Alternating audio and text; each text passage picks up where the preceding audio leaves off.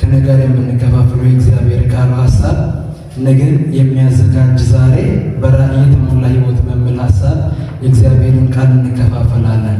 ባለፈው ከ4-5 ሳምንታት በፊት በአንድ ሐሳብ እግዚአብሔርን ቃል ተከፋፍለን ነበር፣ ወይም እንደ ስልጠና አይተን ነበረ።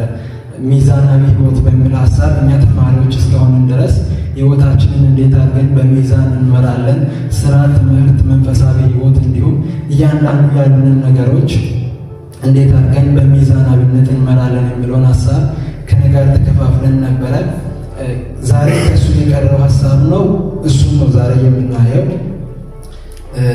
ነገን የሚያዘጋጅ ዛሬ ወይም በራእይ የተሞላ ሕይወት ሲባል ዛሬ የምንኖረው ሕይወት ወይም ዛሬያችን ነገያችንን ይገነባል።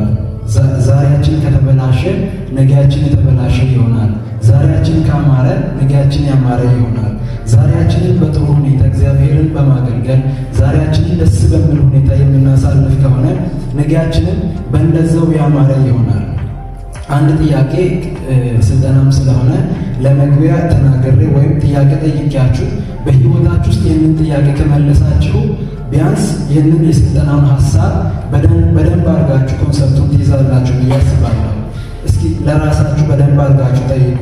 ለዛሬ ከ5 ዓመት በፊት ወይ በኋላ ራሳችሁ የት ማግኘት የምትፈልጉት?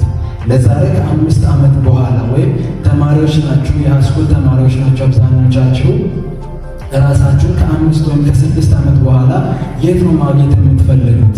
ይህንን ጥያቄ መጨረሻ ላይ እኔው መልሳለሁ። ቀላልና ግልጽ ነው። አንድ እግዚአብሔርን ቃል አንብቤ ወደ ስልጠና ይገባለሁ።